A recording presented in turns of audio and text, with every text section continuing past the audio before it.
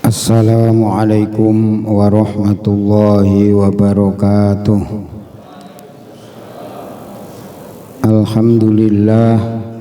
Alhamdulillahi nahmaduhu wa nasta'inuhu wa nastaghfiruh wa nu'minu bihi wa natawakkalu alaihi wa na'udzu bihi min syururi anfusina wa min sayyiati a'malina.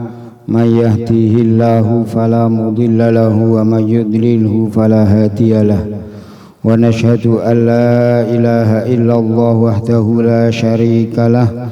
Wa nashhadu anna sayyidana wa maulana Muhammadan abduhu wa rasuluh. Amma ba'dah. Qala Allah ta'ala fi kitabihil karim. A'udzu billahi minasy syaithanir rajim. Bismillahirrahmanirrahim. Inna iddatash syuhuri 'indallahi 12 syahrun fi kitabillah minha arba'atun hurum. Al-ayah.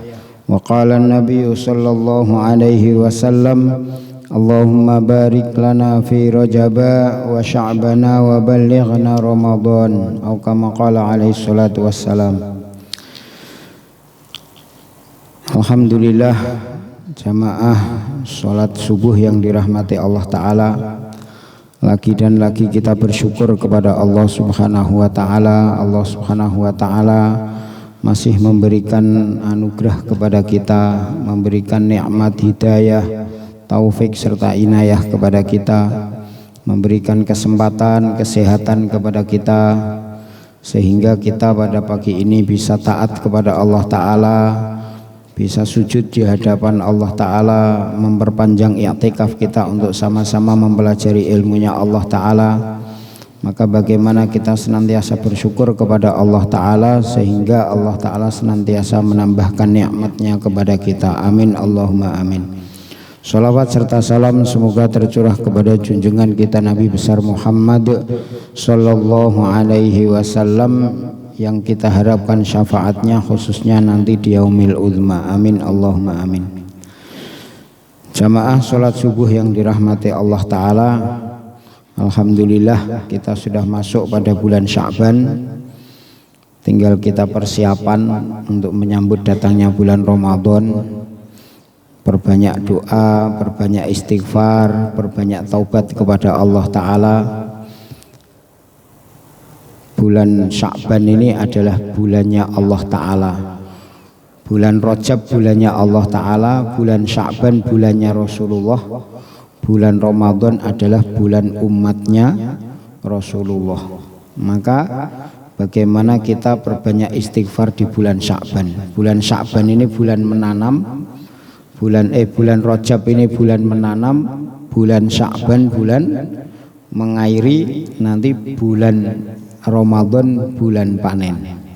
Kalau kita tidak persiapan dari sekarang, maka nanti kita datangnya bulan Ramadan ini kita seperti orang kaget. Jadi hari pertama, malam pertama penuh, malam kedua berkurang, malam ketiga tambah berkurang, 10 hari pertama sudah sangat berkurang. Tapi kalau kita kok persiapannya mulai dari bulan Sya'ban, sudah mulai belajar baca Qur'annya tambah sedikit, sholat malamnya ditambah sedikit, kemudian zikirnya tambah sedikit, istighfarnya tambah sedikit, bangun malamnya waktunya ditambah sedikit, maka nanti datangnya bulan Ramadan ini kita sudah terbiasa. Nabi Shallallahu Alaihi Wasallam diceritakan oleh Sayyidah Aisyah, Nabi tidak pernah puasa 1 bulan penuh selain bulan Ramadan, kecuali bulan Rajab dan bulan Sya'ban. Jadi itu pun sesekali. Tapi pernah Nabi Shallallahu Alaihi Wasallam puasa bulan Rajab 1 bulan penuh, Sya'ban 1 bulan penuh. Selain itu tidak ada. Kemudian dalam hadis lain dikatakan bulan Rajab ini termasuk bulan yang dimuliakan Allah Ta'ala. Setiap amalnya dilipat gandakan oleh Allah Subhanahu wa Ta'ala. Taat juga dilipat gandakan, maksiat juga dilipat gandakan. Maka bagaimana kita perbanyak taat kepada Allah Subhanahu wa Ta'ala. Jamaah sholat subuh yang dirahmati Allah Ta'ala, kita akan melanjutkan pembahasan hadis qudsi nomor 61. Kemarin sudah kita bahas sedikit. Kita akan lanjutkan, kita akan selesaikan hadis nomor 61. Bismillahirrahmanirrahim. Sa'atu afwika, luasnya ampunan, sa'atu afwillah, luasnya ampunan Allah Subhanahu wa ta'ala. Allah Subhanahu wa ta'ala berfirman dalam hadis qudsi, ma ghadibtu an ala ahadin ghadabani ala abdin ata maksiatan fata'adhamaha fi jambi afwi falau kuntu mu'ajjilan al-uqubata aw kanatil ajalatu min sya'ni la ajjaltuha lil qanitin min rahmati walau lam arham ibadi illa min khawfihim minal wuqufi baina yadayya la syakartu dzalika lahum wa ja'altu sawabahum minhul amna lima khafu. Rawahu Rafi'i. Allah Ta'ala berfirman dalam hadis qudsi yang artinya, tidak pernah aku murka kepada seseorang seperti murkaku kepada hamba yang telah melakukan maksiat yang dipandang oleh dirinya sendiri sebagai dosa besar dan berputus asa dari ampunanku. Sekiranya aku menyegerakan hukuman atau sifatku suka tergopoh-gopoh, niku falau kuntu, bukan falau kunta, falau kuntu mu'ajjilan, sekiranya aku menyegerakan hukuman atau sifatku suka tergopoh-gopoh, pasti ku segerakan hukuman itu terhadap orang-orang yang berputus asa dari rahmatku. Dan sekiranya aku belum memberi rahmat kepada hamba-hambaku melainkan karena takutnya mereka berdiri di hadapanku, sudah barang tentu aku mengucapkan terima kasih kepada mereka dan aku jadikan pahala mereka itu diantaranya ialah rasa aman dikala semestinya mereka merasa ketakutan. Tidak pernah aku murka kepada seseorang seperti murkaku kepada hamba yang telah melakukan maksiat yang dipandang oleh dirinya sendiri sebagai dosa besar dan berputus asa dari ampunanku. Sekiranya aku menyegerakan hukuman atau sifatku suka tergopoh-gopoh, pasti ku segerakan hukuman itu terhadap orang-orang yang berputus asa dari rahmatku. Dan sekiranya aku belum memberi rahmat kepada hamba-hambaku melainkan karena takutnya mereka berdiri di hadapanku, sudah barang tentu aku mengucapkan terima kasih kepada mereka dan aku jadikan pahala mereka itu diantaranya ialah rasa aman dikala semestinya mereka merasa ketakutan. Hadis riwayat Rafi'i dari Najih bin Muhammad bin Muntaji dari kakeknya atau datuknya. Jamaah sholat subuh yang dirahmati Allah Ta'ala, kemarin kita sudah membahas sampai lil qanitina min rahmati. Jadi sifat Allah Ta'ala itu tidak pernah tergesa-gesa. Yang tergesa-gesa itu adalah sifatnya syaitan. Al-ujalatu minas syaiton. Allah Ta'ala itu tidak ceroboh. Kalau syaitan ini memang senangnya tergesa-gesa. Dalam qaidah fikih dikatakan, man istajala syai'an qabla awanihi uqiba bi khirmanihi. Barang siapa yang tergesa-gesa dalam sesuatu, maka dia akan diuji dengan terhalangnya sesuatu tersebut. Contohnya apa?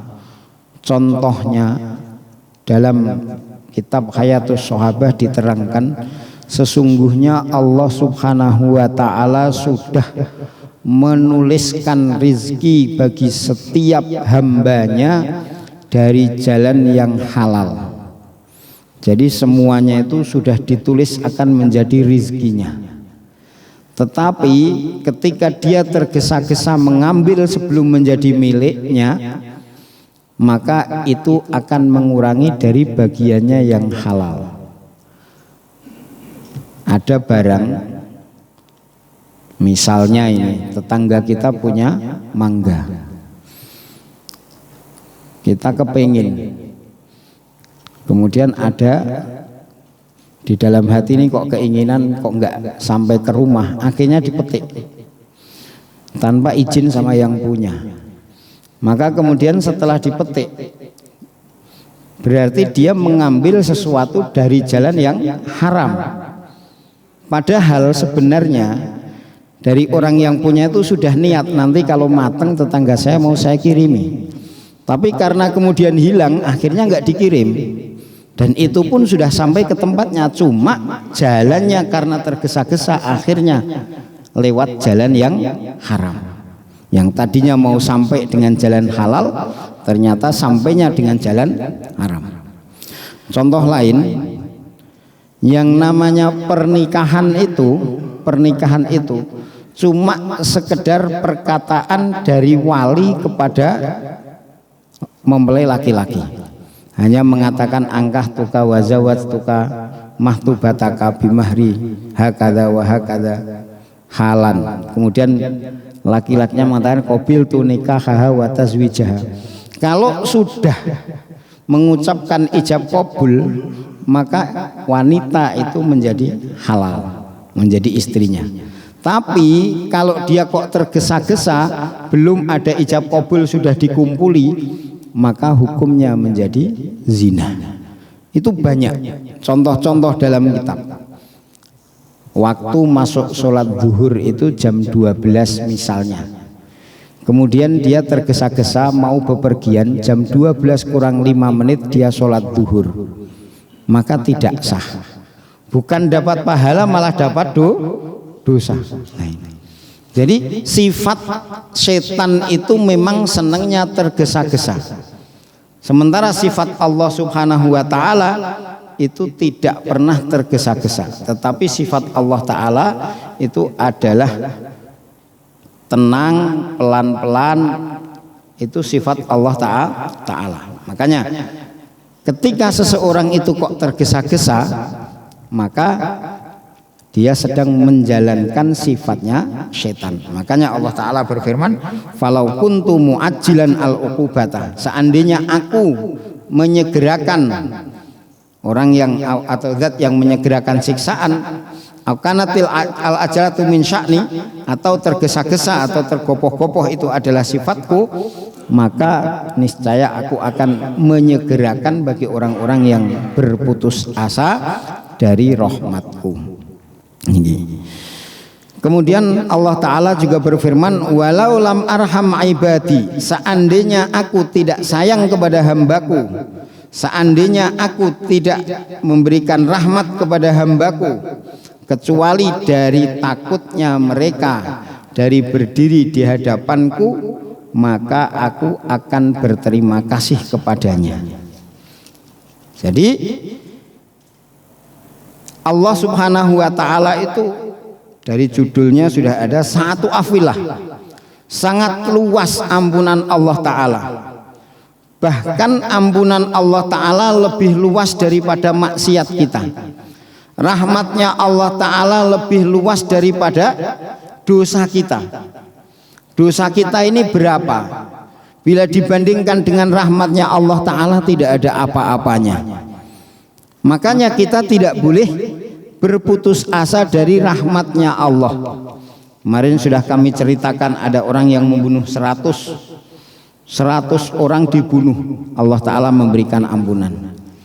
Makanya ketika kita melakukan satu perbuatan dosa, dan itu pasti yang namanya manusia ini tidak bisa lepas dari berbuat dosa, maka ketika itu Allah Subhanahu wa Ta'ala menunggu kepada kita kapan taubatnya. Ada ulama mengatakan setiap hari Allah Ta'ala 70 kali menunggu taubatnya seorang hamba. Kapan taubatnya? Kapan taubatnya? Hari itu dia tidak taubat, maka besok ditunggu lagi. Kapan taubat lagi? Kapan taubat lagi? Ketika dia taubat, maka Allah Ta'ala sangat senang sekali. Bahkan dikatakan Nabi Shallallahu Alaihi Wasallam bersabda, kullu bani Adam khotta'un, setiap anak Adam ini mereka banyak berbuat salah. Wa khairul khotta'in at-tawwabun, dan sebaik-baik orang yang berbuat salah adalah orang yang bertaubat. Artinya apa? Artinya sebaik-baik anak Adam ini adalah orang yang bertaubat. Kenapa? Karena anak Adam nggak mungkin dia lepas dari dosa. Makanya Imam Ibnu Athaillah mengatakan Nabi Shallallahu Alaihi Wasallam tidak mengatakan anak Adam yang paling baik itu adalah orang yang tidak pernah berbuat dosa, tidak. Nabi tidak mengatakan yang namanya sebaik-baik manusia itu adalah orang yang tidak pernah berbuat salah, tidak. Kenapa? Karena nggak mungkin manusia itu tidak berbuat salah. Dulu pernah kami sampaikan, ada satu ulama tanya kepada gurunya, ya Syekh, apakah ada orang yang tidak berbuat dosa selama 1 tahun? Kata gurunya, enggak ada. Orang kok enggak berbuat dosa selama 1 tahun? Enggak ada. Maka kemudian dia bertanya lagi, apakah ada orang yang tidak berbuat dosa selama 1 bulan? Kata gurunya, enggak ada. Turunkan lagi, apakah ada orang yang tidak pernah berbuat dosa selama 1 minggu? Dari Jumat sampai Jumat. Maka gurunya mengatakan tidak ada. Dia tanya lagi, ya Syekh, apakah ada orang yang tidak berbuat dosa selama 1 hari? Dari pagi sampai sore, sore sampai malam, sehari semalam. Gurunya mengatakan tidak ada. Kemudian dia bertanya lagi, ya Syekh, apakah ada orang yang tidak bermaksiat kepada Allah Ta'ala selama 1 jam? Katanya. Gurunya mengatakan mungkin ada. Baru kemungkinan ada, mungkin ada. Maka muridnya itu cerdas sekali. Dia mengatakan, saya mulai sekarang akan muhasabah waktu saya setiap 1 jam. Jadi setiap 1 jam dia muhasabah apa yang dia kerjakan, apa yang telah dia kerjakan, dan apa yang akan dikerjakan. Jadi setiap 1 jam. Ini begitu tingginya ulama dalam menilai waktu. Kita ini diperintahkan Sayyidina Umar bin Khattab untuk menghisap diri kita setiap malam. Hasibu qabla an tuhasabu dalam Al-Quran. Hisaplah diri kalian sebelum kalian dihisap. Sayyidina Umar mengatakan setiap malam sebelum tidur hitunglah amal kalian. Itu pun kita tidak sempat. Mau tidur boro-boro kok mau hisap menghitung amal kita seharian. Wong mau baca doa bismikallahumma ahya wa bismika amut saja kadang-kadang lupa. Mau baca bismillah saja kadang-kadang nggak sempat. Maka hadirin yang dirahmati Allah Subhanahu wa taala, bagaimana kita belajar setiap hari, minimal setiap hari. Kalau nggak bisa setiap hari, kita muhasabah setiap malam Jumat. Malam Jumat kita muhasabah diri. Kalau nggak bisa lagi setiap bulan, nggak bisa lagi, maka kita muhasabah nanti nisfu Sya'ban. Malam nisfu Sya'ban kita muhasabah supaya bulan Ramadan ini kita lebih semangat lagi. Nah, itu. Maka Bapak Ibu yang dirahmati Allah Subhanahu wa taala, jadi sebenarnya ampunan Allah Ta'ala itu sangat luas. Rahmatnya Allah Ta'ala juga sangat luas. Sampai Allah Ta'ala berfirman, walau lam arham ibadi, seandainya aku tidak sayang atau tidak memberikan rahmat kepada hambaku, kecuali karena takutnya dia. Jadi nggak apa-apa, nggak buat apa-apa, karena takut dia dari berdiri di hadapanku. Jadi Masya Allah, punya rasa takut kepada Allah Ta'ala untuk berdiri di hadapan Allah. Kita mau berdiri sholat, kita merasa ya Allah, saya ini sebenarnya nggak mampu, nggak ada kepantasan untuk menghadap Allah, tetapi kok diberikan kepantasan, ini anugerah yang besar dari Allah. Makanya dalam kitab Fadilah Sholat ditulis ada seorang yang setiap malam itu doanya, ya Allah karena cintamu kepadaku, ya Allah karena cintamu kepadaku, ya Allah karena cintamu kepadaku. Tuannya mendengar, diingatkan, cara ibadahnya doanya bukan seperti itu, tapi karena cintaku kepadamu ya Allah. Bukan karena cintanya Allah, tapi cintaku kepada Allah, sehingga aku bisa berdiri sholat kepada engkau, berdoa kepada engkau. Maka pembantunya tadi atau budaknya tadi marah, wahai Tuan, kalau bukan karena cintanya Allah Ta'ala kepadaku, maka Allah Ta'ala tidak membangunkan aku untuk bangun dikala kamu masih tidur, katanya. Jadi ketika kita tahajud ini sebenarnya cinta kita kepada Allah atau cinta Allah kepada kita? Ketika kita bisa membaca Al-Quran ini karena sayangnya Allah Ta'ala kepada kita atau karena cintanya kita kepada Allah? radhiyallahu anhum wa radu'an. Allah Ta'ala ridho kepada mereka, baru mereka ridho kepada Allah, atau mereka ridho dulu kepada Allah, baru Allah Ta'ala ridho kepada sahabat, kan gitu. Makanya di sini dikatakan walau lam arham ibadi illa min khaufihim minal wuqufi baina yadayya. Ketika kita berdiri di hadapan Allah Ta'ala, ini sayangnya Allah Ta'ala kepada kita atau kita cinta kepada Allah? Maka lebih kepada cintanya Allah Ta'ala kepada kita. Tetapi Allah Ta'ala akan cinta kepada kita ketika kita terus mendekat, terus mendekat, terus mendekat. Amalan kita itu bila dibandingkan dengan rahmatnya Allah tidak ada apa-apanya. Kalau ada orang kok mengatakan amalku, amalku, amalku, amalku, sesungguhnya dia sedang menyombongkan diri di hadapan Allah. Ada dalam satu kitab ditulis, ada orang ketika mau dimasukkan ke dalam surga, Allah Ta'ala berfirman udkhulul jannata birahmati, masuklah kamu ke dalam surga dengan rahmatku. Maka kata orang itu, ya Allah, saya tidak mau masuk surga dengan rahmatmu, saya mau masuk surga dengan amalku. Maka Allah Ta'ala berfirman, ya sudah, kalau seperti itu kita hitung amal kamu. Amalnya dihitung semua, untuk membayar nikmat mata saja ternyata belum cukup. Maka kemudian karena belum cukup, ya sudah, kamu masuk neraka. Ketika itu, ya Allah, masukkan aku ke dalam surga dengan rahmatmu. Baru sadar, kita ibadah ini bukan supaya kita mendapatkan pahala masuk surga, bukan.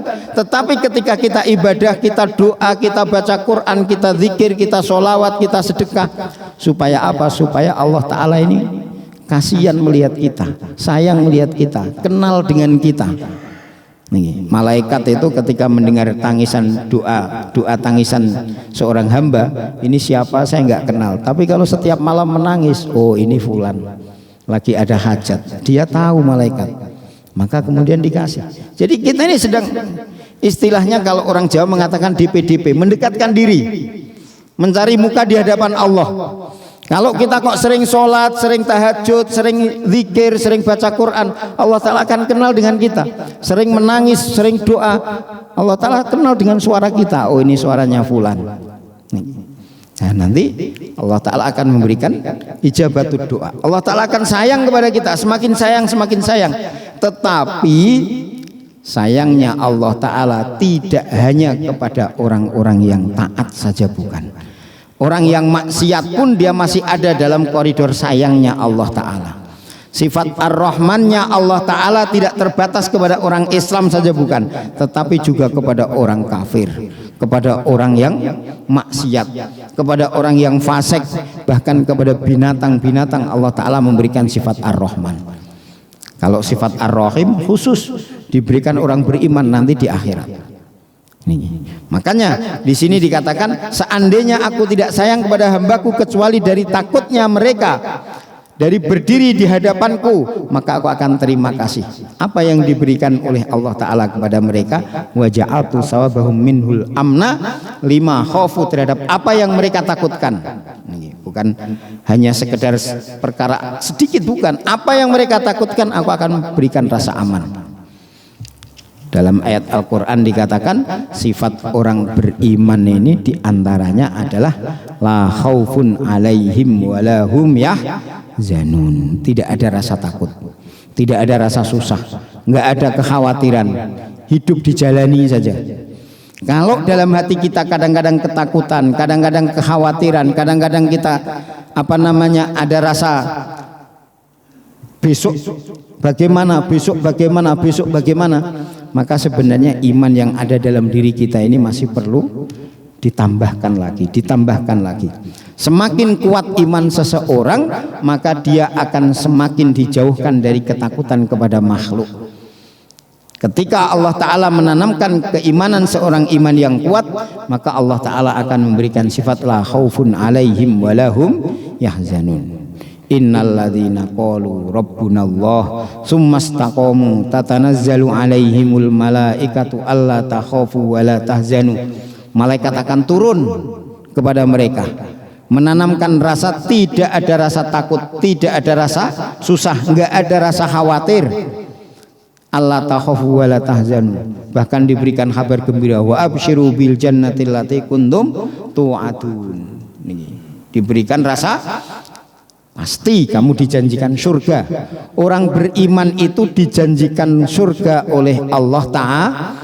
Walaupun dosa sebesar apapun, selama itu bukan dosa syirik menyekutukan Allah Ta'ala, maka dia dijamin masuk surga.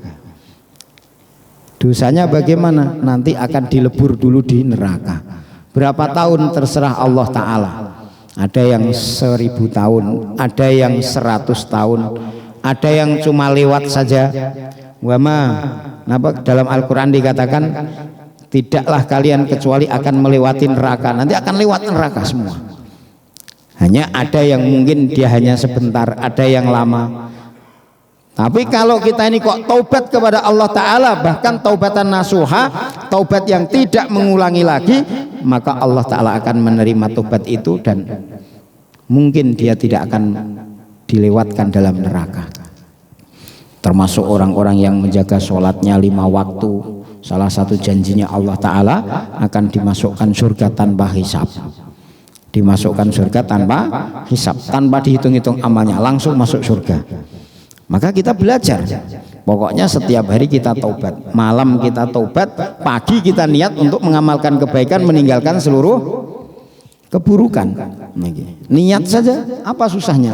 Dalam bab himmah, dalam bab niat dulu pernah kita singgung, termasuk kebiasaan Imam Abu Hasan Asyadili ini, setiap pagi bangun tidur beliau senantiasa mengatakan, dan juga dalam hatinya yang tulus beliau mengatakan, ya Allah, hari ini aku akan menjalankan seluruh perintahmu dan akan meninggalkan seluruh laranganmu. Sesuatu yang nggak mungkin tetapi diniatkan, Allah Ta'ala akan memberikan apa yang diniatkan. Niatul mu'min khairu min amalihi, niatnya orang beriman lebih baik daripada amalnya. Orang niat, Imam Suyuti mengatakan, kenapa orang Islam umurnya cuma 60-70 tahun tetapi masuk surganya selama-lamanya.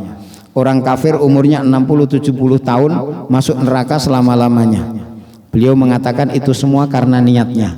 Karena orang Islam ketika diberi umur selama-lamanya, dia akan niat taat selama-lamanya. Orang kafir pun juga demikian, seandainya dia diberi umur selama-lamanya, dia akan kufur selama-lamanya, maka Allah Ta'ala memberikan siksaan selama-lamanya. Jadi dari niatnya. Makanya Imam Abu Hasan Asyadili mengatakan, setiap pagi, ya Allah, aku niat untuk menjalankan seluruh perintahmu. Ya nggak mungkin seluruh perintah Allah Ta'ala kok dikerjakan dalam satu hari, nggak mungkin. Setiap pagi niat menjalankan seluruh kebaikan, meninggalkan seluruh larangan. Nanti setiap malam ketika mau tidur muhasabah diri, taubat kepada Allah, astaghfirullahaladzim, beristighfar kepada Allah, bahkan syukur-syukur sholat taubat. Sholat taubat. Sholat taubat itu apa ada Pak Ustadz? Dalam kitab Mishkatul Masabih dikatakan, Nabi setiap mau tidur maka sholat 2 rakaat. Pensyarah kitab itu mengatakan, tidur ini adalah saudaranya kematian. Tidur ini adalah saudaranya kematian. Amal yang paling munasib terhadap kematian itu adalah taubat. Maka sholat yang dikerjakan Nabi sebelum tidur, ulama mengatakan, sebagian ulama mengatakan ini adalah sholat taubat. Jadi sebelum tidur sholat wudhu, sholat 2 rakaat untuk bertobat kepada Allah Ta'ala, minta ampun kepada Allah Ta'ala. Kalau orang kok bisa seperti ini Pak, setiap pagi bangun tidur niat menjalankan seluruh perintah Allah, meninggalkan seluruh larangan Allah, setiap mau tidur dia bertobat kepada Allah, insya Allah dia akan mati dalam keadaan husnul khotimah, karena terjaga amalnya, karena terjaga amalnya. Makanya kita cepat-cepat taubat Pak Ustadz. Tapi bagaimana kalau ada orang taubat kemudian dia mengerjakan lagi, taubat lagi, mengerjakan lagi, taubat lagi, mengerjakan lagi. Ada 2 orang yang mengerjakan hal yang sama. Satu taubat mengerjakan lagi, satunya lagi sama, taubat lagi, mengerjakan lagi. Kalau dia itu kok taubatnya benar-benar taubat, kemudian dia mengerjakannya lagi karena memang tidak ada kemampuan menjauhi larangan itu, maka Allah Ta'ala tetap akan mengampuni dosanya. Tapi kalau tobatnya kok hanya untuk main-main, maka Allah Ta'ala tidak senang. Bahkan di situ dalam penjelasan kitab yang dalam kitab ini dituliskan, Apabila taubatnya itu kok dia kerjakan dengan main-main, maka Allah Ta'ala tidak akan menerima. Main-main, istighfar, alah nanti kalau kita maksiat ya taubat lagi. Seperti kemarin kami terangkan, di Indonesia ini ada tokoh yang viral, orang semua kenal, tapi ngomongnya Masya Allah. Ya kalau saya kok dianggap orang kafir, tinggal syahadat selesai. Astagfirullahaladzim, kok seenak itu? Nanti kalau saya maksiat lagi atau saya murtad lagi, keluar Islam lagi, ya saya istighfar lagi, syahadat lagi, selesai sudah. Ini namanya main-main dengan taubat, dan Allah Ta'ala tidak suka seperti itu. Tapi kalau dia kok beristighfar sungguh-sungguh, kemudian dia sudah niat tidak akan mengulangi, ternyata kok dia mengerjakan lagi.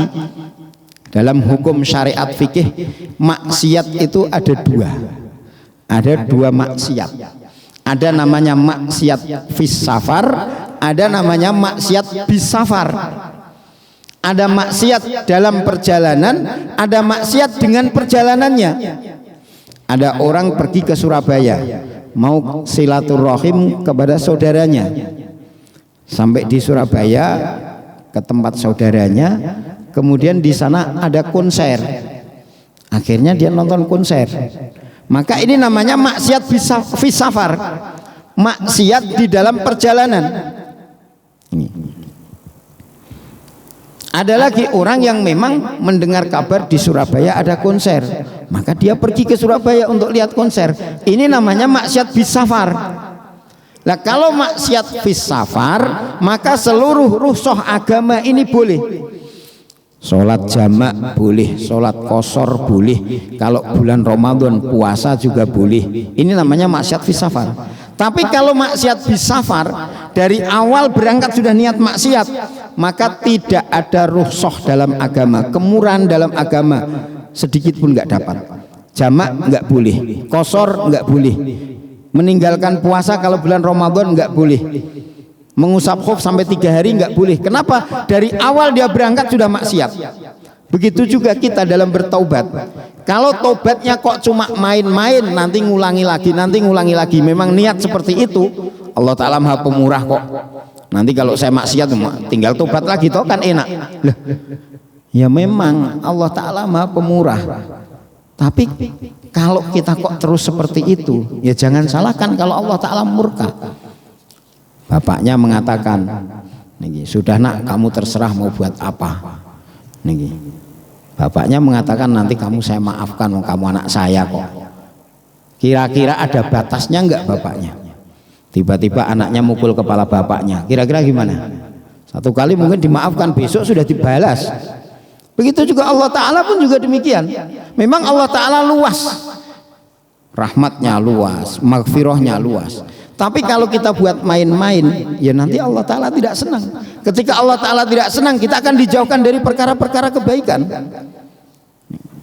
Diberikan sholat rasanya berat, bangun malam, bangun jam 3 bangun, tapi kencing doang, habis itu tidur lagi. Mau puasa, ya Allah, puasa itu sudah malam, sudah sahur, pagi-pagi lihat teh kok, ya Masya Allah, cuma tergoda dengan teh saja berat ibadah. Padahal perkara-perkaranya sepele. Niki, ketika kita kok sudah mulai dijauhkan dari amalan-amalan baik, kita khawatir dalam diri kita, ya Allah, jangan-jangan tobatku ini masih main-main. Tapi kalau memang sudah dipilih oleh Allah Ta'ala, dilalah itu, buat amal itu ringan. Jam 3 bangun, setengah 4 bangun, jam 4 minimal bangun, wudu, sholat tahajud, zikir, baca Quran. Inna Quran al-fajri kana masyhuda. Sesungguhnya bacaan Al-Quran pada waktu fajar ini disaksikan oleh Allah Ta'ala.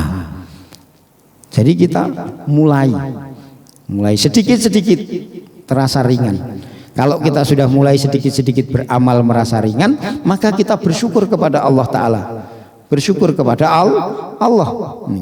Kalau seperti itu nanti kita akan terus ditingkatkan oleh Allah Ta'ala. Tapi kalau kita masih merasa berat, buat amal merasa berat, kita banyak muhasabah, banyak niatkan, banyak muhasabah. Mungkin paginya niat, siangnya belum amal, besok niat lagi, belum beramal lagi. Nanti niat lagi. Yang penting kita tidak main-main dalam niatnya, tidak main-main dalam taubatnya.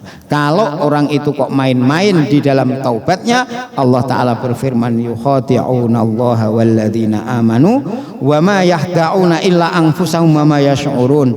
Mereka menipu Allah Ta'ala dan orang-orang yang beriman, wa ma yahda'una illa anfusahum. Padahal sebenarnya mereka tidak menipu kecuali kepada diri mereka, sementara mereka tidak sadar, tidak merasa. Nah ini yang bahaya. Maka kita berdoa kepada Allah Ta'ala, semoga kita ini diberikan taubatan nasuha sebelum meninggal kita, bahkan kita diberikan husnul khatimah. Bismillahirrahmanirrahim. Kemudian hadis yang ke-62, kedudukan hal-hal yang sunnah. Ini dulu pernah masalah fardu, sekarang masalah sunnah.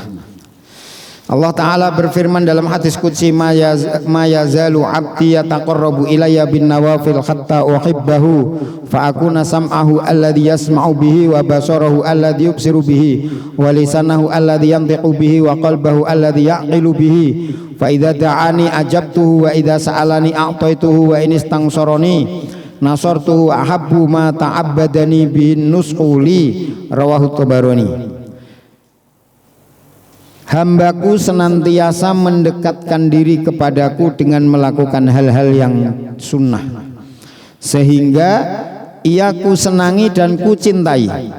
Karenanya akulah yang menjadi pendengarannya yang dengannya ia mendengar, penglihatannya yang dengannya ia melihat, lidahnya yang dengannya ia bertutur kata, dan akal yang dengannya ia berpikir. Apabila dia berdoa kepadaku, aku perkenankan doanya. Apabila ia meminta sesuatu kepadaku, niscaya aku mengaruniainya. Dan apabila ia meminta pertolongan kepadaku, niscaya aku menolongnya. Ibadah yang dilakukannya kepadaku yang paling aku senangi ialah menunaikan kewajibannya dengan sebaik-baiknya untukku. Hambaku senantiasa mendekatkan diri kepadaku dengan melakukan hal-hal yang sunnah, sehingga ia ku senangi dan ku cintai. Karenanya akulah yang menjadi pendengarannya yang dengannya ia mendengar, penglihatannya yang dengannya ia melihat, lidahnya yang dengannya ia bertutur kata, dan akalnya yang dengannya ia berpikir. Apabila ia berdoa kepadaku, aku perkenankan doanya. Apabila ia meminta sesuatu kepadaku, niscaya aku akan mengaruniainya. Dan apabila ia meminta pertolongan kepadaku, niscaya aku menolongnya. Ibadah yang dilakukannya kepadaku yang paling aku senangi ialah menunaikan kewajibannya dengan sebaik-baiknya untukku. Hadis qudsi riwayat At-Tabarani dalam kitab Al-Kabir yang bersumber dari Abu Umamah radhiyallahu anhu. Allah Ta'ala berfirman dalam Al-Quran, Qul, katakan wahai Muhammad, in kuntum tuhibbunallah fattabi'uni yuhibbukumullah wa yaghfir lakum dzunubakum. Katakan wahai Muhammad, kalau kalian cinta kepadaku, yakni kepada Allah, maka fattabi'uni, ikutlah aku, yakni ikutlah Muhammad. In kuntum tuhibbunallah, kalau kalian cinta kepada Allah, maka ikutlah Muhammad. Ikut Muhammad berarti menjalankan sunnah-sunnah Muhammad, menjalankan sunnah-sunnah Muhammad. Kami sering sekali menyampaikan, hari ini kenapa orang mudah meninggalkan sunnah? Karena mereka beranggapan yang namanya sunnah itu adalah satu perkara yang apabila dikerjakan dapat pahala, kalau ditinggalkan tidak apa-apa. Maka ambil yang tidak apa-apa. Apa itu makruh? Makruh adalah perkara yang apabila ditinggalkan dapat pahala, kalau dikerjakan tidak apa-apa. Akhirnya orang banyak mengerjakan makruh. Jadi aneh, Pak. Mengambil yang tidak apa-apa, sehingga orang mengerjakan sunnah sedikit, banyak meninggalkan sunnah, tetapi makruh banyak dikerjakan. Orang kalau sudah bicara makruh, alah makruh saja kok. Bicara sunnah, alah sunnah saja kok. Itu nggak dikerjakan nggak apa-apa. Nanti makruh itu kalau dikerjakan nggak apa-apa, bukan malah mencari mengerjakan sunnah meninggalkan makruh, bukan. Dan ini adalah takrif, definisi yang memberikan ahli usul fikih atau orang-orang fikih. Ahli usul fikih mengatakan demikian, wajib dikerjakan dapat pahala, ditinggalkan dosa, haram dikerjakan dosa, ditinggalkan dapat pahala, mubah dikerjakan ataupun tidak sama-sama tidak dapat apa-apa. Nanti ada sunnah, ada makruh. Usul fikih nanti kalau diperinci itu semua ada 10 hukum itu. Nih, fardu sendiri ada macam-macam, ada fardu mudayyak, ada fardu muwassa dan lain sebagainya.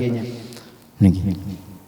Tapi kalau orang-orang ahli hadis mengartikan sunnah itu apa? Sunnah itu adalah semua perkataan Nabi, perbuatan Nabi, apa yang didiamkan Nabi, dan syama'ilun Nabi.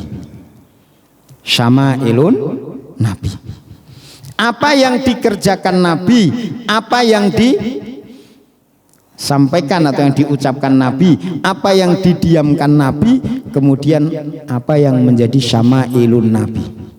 Ini sunnah. Secara bahasa sunnah itu thariqah, jalan hidupnya Nabi Shallallahu Alaihi Wasallam. Apa yang dikerjakan Nabi? Nabi mengatakan shollu kama ra'aitumuni usolli. Sholatlah kamu sebagaimana melihat aku sholat. Kita melihat Nabi sholat, Pak, ini sunnah. Nabi sholat, ada cerita Nabi sholat fardu di rumah ada, atau mungkin Nabi sholat fardu sendirian gitu ada? Nggak ada. Nabi seumur hidup setiap sholat fardu mesti berjamaah. Bahkan sampai wudhu pingsan, wudhu lagi pingsan lagi, wudhu lagi pingsan lagi. Baru wudhu yang keempat Nabi Shallallahu Alaihi Wasallam tidak pingsan. Berangkat ke masjid dipapah oleh Sayyidina Ali sama Sayyidina Ibnu Abbas kalau nggak salah. Sayyidina Abbas dipapah, dimasukkan ke masjid. Sholat dimasukkan di soft, kemudian Nabi sholat sambil duduk. Itu saja sampai ke masjid. Sekarang kita di masjid disiapkan air untuk wudhu saja nggak berangkat ke masjid. Bahkan ada orang cuma kencing di masjid, habis itu nggak sholat jamaah di masjid. Ada lagi orang yang tidurnya di masjid. Giliran dengar adzan pergi. Tahun 2004 ketika terjadi kebakaran di samping Masjid Al-Mutakin itu, masjid kami itu, Pak, masjid itu jadi tempat pengungsian. Jadi sayap masjid itu banyak orang tidur. Nanti kalau dengar adzan subuh mereka bangun tapi pergi, nggak tahu kemana. Adzan duhur juga kayak gitu. Ini memang namanya hidayah itu nggak memandang. Ada orang yang masjid rumahnya dekat sekali dengan masjid, tapi dengar adzan itu nggak dengar, Pak. Ada yang jauh, bahkan sampai naik sepeda motor, bahkan sampai naik sepeda listrik. Jalan kaki pun kadang-kadang tidak cukup 1/4 jam, tapi setiap 5 waktu berangkat. Ini hidayah. Makanya kita mengikuti Nabi ini adalah sunnah Nabi. Sunnah itu jalan hidup Nabi. As-sunnah at-thariqah.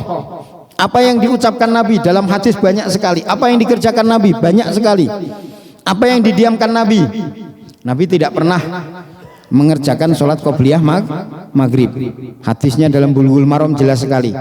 Tetapi mereka mengatakan ketika kami mendengar adzan maghrib, maka kami kemudian datang ke masjid, kami mendekati tiang-tiang masjid untuk mengerjakan sholat 2 rakaat, dan Nabi Shallallahu Alaihi Wasallam tidak menegur kami. Ini namanya didiamkan. Dalam hadis lain, Nabi Shallallahu Alaihi Wasallam pernah sahabat Khalid bin Walid menawarkan daging dob, jadi kadal Arab. Dob itu bukan biawak, kadal Arab. Ini disembelih kemudian dimasak, disodorkan kepada Nabi. Nabi tidak mau makan. Tetapi ketika dimakan sahabat di hadapan Rasul, Nabi tidak menegur. Nah, apa yang didiamkan Nabi maka itu menjadi hukum. Apa yang didiamkan Nabi itu menjadi sunnah. Kemudian ada syama'ilun nubuwah, ada syama'ilnya Nabi. Alhamdulillah setiap hari Rabu minggu keberapa Ustadz Taufik mengaji kitab Syama'ilun Nabi. Apa yang ada seluruh tubuh Nabi, sifat Nabi, bagaimana jalannya Nabi, bagaimana semua itu sudah diterangkan. Tinggal kita ngikut saja. Lah kalau kita ngikut, apa yang didapatkan? Mayazalu abdi yataqarrabu ilayya bin nawafil. Hambaku tidak henti-hentinya mendekatkan diri dengan nawafil. Kalau fardu itu kewajiban kita, Pak. Kewajiban kita. Kalau sunnah ini adalah tambahan. Tambahan. Kalau orang makan kok nasi doang tidak mau, kenapa? Karena nggak ada lauknya, nggak ada sayurnya. Sekarang kita ibadah pun juga demikian. Qobliyah, ba'diyah. Ini bukan pekerjaan ulama, bukan pekerjaan orang ahli ibadah, bukan pekerjaan orang tua, tetapi ini adalah amalan seluruh umat manusia, seluruh umat Islam. Qobliyah, ba'diyah. Kalau saya mah yang penting fardunya saja, nggak sempet mau sholat qobliyah, ba'diyah. Masya Allah, sholat saja nggak sempet, coba. Cuma 2 rakaat saja, itu pun dimudahkan oleh Allah Ta'ala. Kalau nggak mau berdiri, lagi males untuk berdiri, duduk. Nih, duduk. Tapi kalau duduk kan pahalanya sedikit, Pak Ustadz. Kalau biar banyak bawa siwak, kan itu nggak? Kalau dapat pahala setengah, nanti siwakan dilipat gandakan 70 kali kan lumayan, kan itu. Nih. Itu kalau dikerjakan di rumah, kalau di masjid dapat pahala itikaf lagi. Makanya Allah Ta'ala sangat pemurah.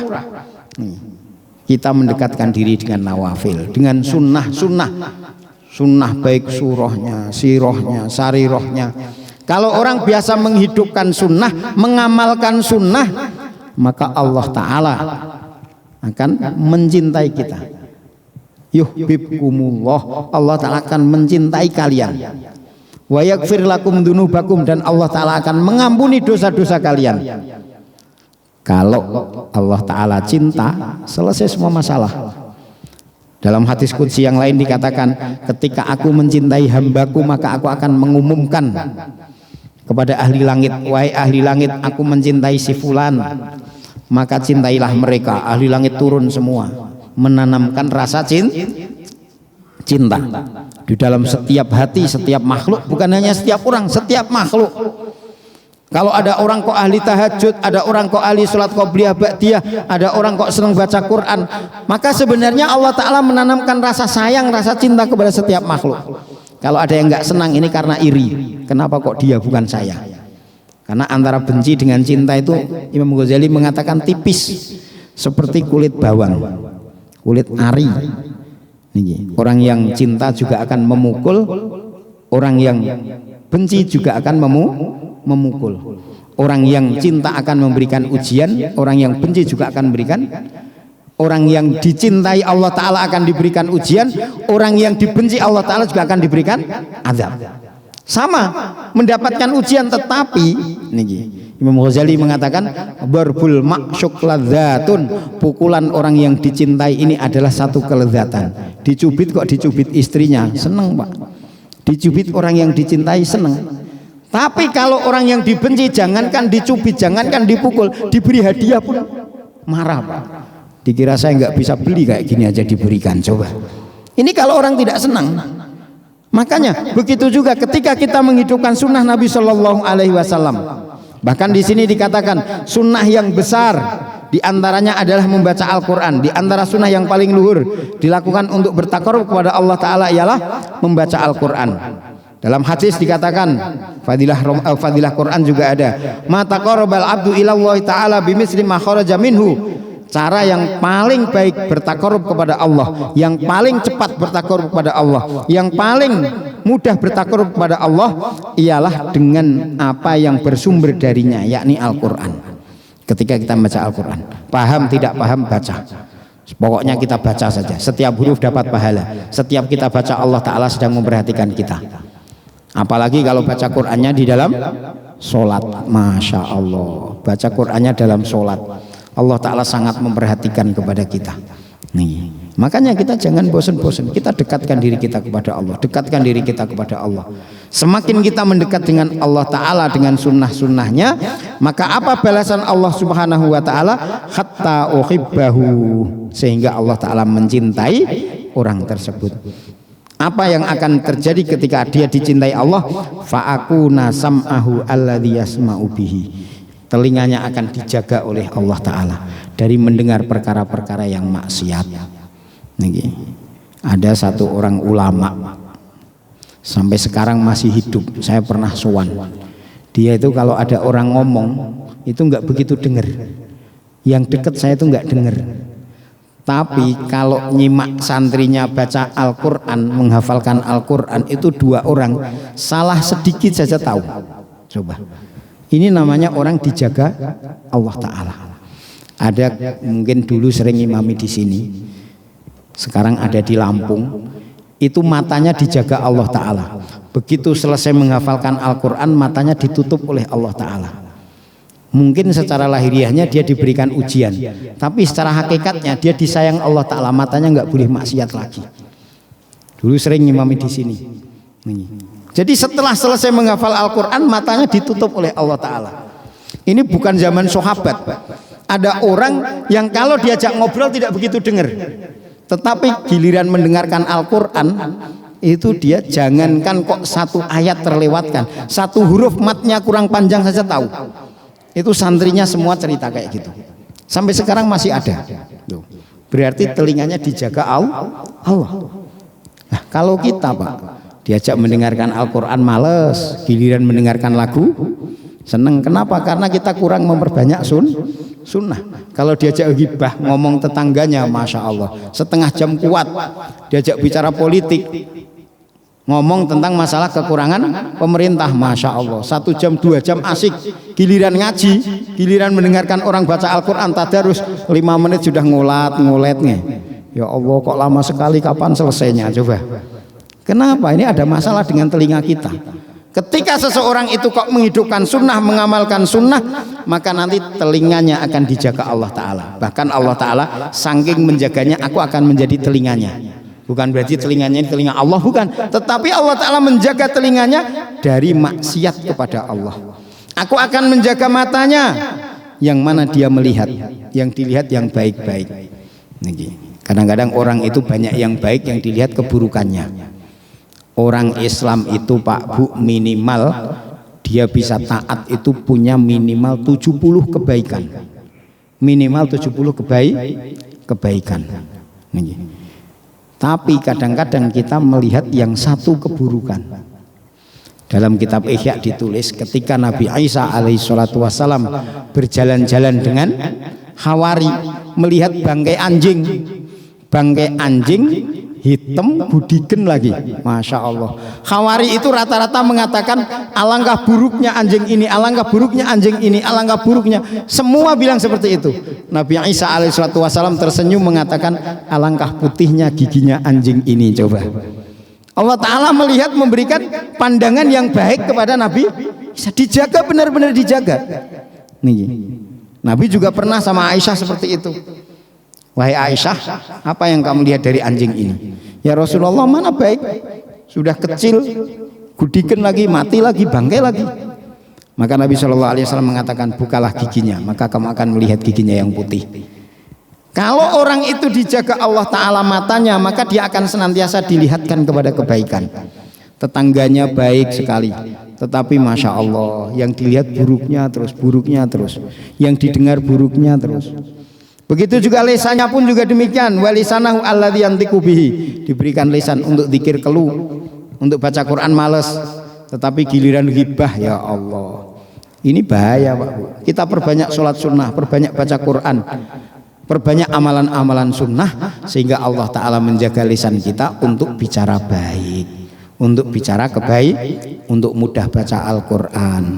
Kalau ngapalin lagu 1 hari hafal, giliran ngafalin surat 1 ayat, Al-Quran 1 ayat 5 hari nggak hafal-hafal. Ada apa ini kan nonton ya? Begitu hafal, yang di sini hafal, yang kemarin sudah lupa lagi. Padahal ya Allah, kalau ngapalin lagu itu cepet. Kenapa Al-Quran kok bisa kayak gini? Sementara sahabat dulu itu mereka menghafalkan Quran juga sudah umur tua.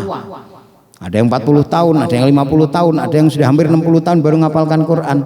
Tetapi bisa, kenapa? Allah Ta'ala sayang kepada mereka. Bagaimana Allah Ta'ala sayang kepada mereka, cinta kepada mereka?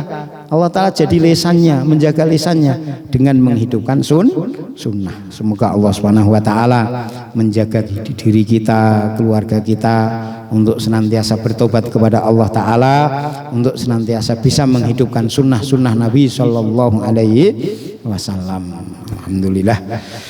Ini mungkin masih satu kali lagi nih kalau Sya'ban ketemu. Sya'ban kayaknya masih awal. Semoga Allah Ta'ala pertemukan kita kembali. Mungkin sebelum ditutup ada yang mau bertanya? Satu orang mungkin cukup nih. Ya, kalau boleh Nggih, monggo.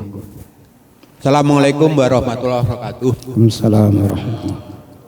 Hubungannya dengan tadi sholat berjamak, Pak. Nggih. Saya beberapa kali mengalami, tapi di masjid lain kok belum. Ini ada karena hujan. Waktu sholat maghrib, selesai sholat maghrib masih hujan. Langsung dijamak dengan sholat isya. Nggih. Jadi saat sholat maghrib, kemudian hujan. Setelah selesai sholat maghrib, dijamak dengan sholat isya langsung. Ini katanya hadis. Pak, ini juga mohon penjelasannya, Pak. Nggih. Kemudian yang kedua itu saat mau maghrib itu sudah hujan, sehingga kita datang ke masjid hujan, tapi hujannya terus, langsung kemudian dijamak sholat isya. Mohon penjelasannya, Pak, apakah ini memang hadis ada? Kata saya bertanya, katanya ini hadisnya ada dan sebagainya. Terima kasih. Assalamualaikum warahmatullahi wabarakatuh. Waalaikumsalam warahmatullahi wabarakatuh. Jadi sebenarnya yang memperbolehkan sholat jamak itu mazhab Syafi'i.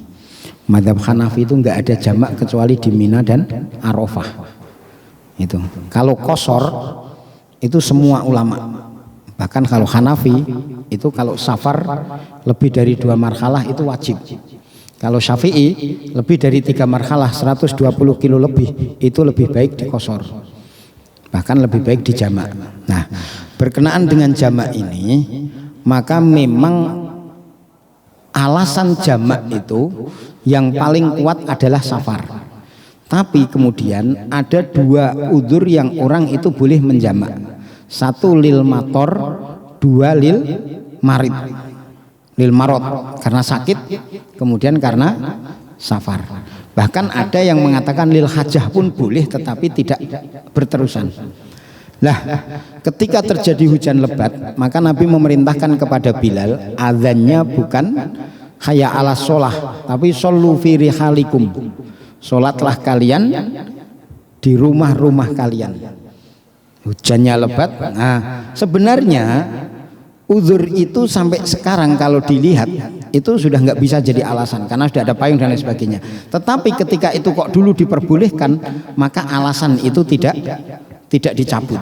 Seperti halnya qashar. Orang bepergian ke Surabaya itu kalau dulu tidak jamak qashar itu berat. Sementara kalau sekarang naik pesawat 1 jam sudah nyampe. Sebenarnya sudah nggak ada uzur itu. Tetapi uzur itu bukan perjalanan jamnya, bukan, tetapi ketika kok perjalanan sekian jauh dalam syariat Islam diperbolehkan, walaupun naik pesawat 1 jam sampai tetap diperbolehkan qashar. Begitu juga jamak. Nah, maka di dalam masalah ini, seandainya kok memang terjadi hujan, kemudian kita mau sholat di rumah, silahkan karena itu memang uzur.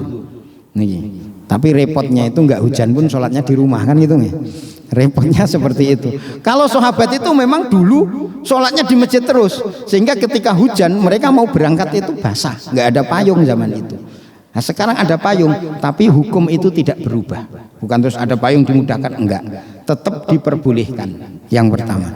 Kemudian yang kedua, ketika ada hujan kemudian kok sahabat itu duduk di masjid, mereka mau pulang nanti berangkat lagi hujan itu berat, Nabi memberikan kemurahan. Dalam hadis diperbolehkan jamak. Memang ada. Nah, hanya sebenarnya dalam masalah jamak itu diperbolehkannya mator, sakit ataupun karena hajat ini hanya khusus jamak takdim. Jadi jamaknya jamak ya seperti tadi sholat maghrib kemudian hujan, maka tidak pulang langsung sholat isya baru pulang. Ini lebih memudahkan, syariat itu mudah. Hanya termasuk syarat daripada sholat jamak takdim itu adalah niat sholatnya ketika sholat, niat jamaknya ketika sholat yang pertama. Jadi bukan terus kita selesai kemudian ini hujan kemudian kita sholat jamak, enggak. Dalam mazhab Syafi'i niatnya harus ketika sholat yang pertama. Dalam niat awal saya niat sholat maghrib jamak dengan isya Allah Akbar. Atau kalau tidak ketika kita sudah tasyahud akhir misalnya kayaknya kok hujannya deres, dalam hati diniatkan untuk jamak sekalian, itu diperbolehkan. Selama dia masih ada di dalam sholat yang pertama dia niat untuk jamak takdim, itu baru menarik nanti kemudian sholat. Tapi hanya jamak, tidak boleh qashar. Tidak boleh kosor, nggak boleh kemudian dia sholat maghribnya 3 rakaat, isyaknya 2 rakaat. Kenapa? Karena hujan, nggak ada. Kalau jamak silahkan, tapi kalau kosor nggak ada. Itu tentang hukum masalah jamak lil mator. Ngoten nggih. Jazakallah. Semoga Allah Ta'ala berikan kepahaman kepada kita. Allah SWT berikan kekuatan kepada kita untuk amal dan sampaikan. Subhanallah wa bihamdihi, subhanakallahumma bihamdika, asyhadu an la ilaha illa anta, astaghfiruka wa atubu ilaik. Akhirul kalam wal afu minkum. Assalamualaikum warahmatullahi wabarakatuh.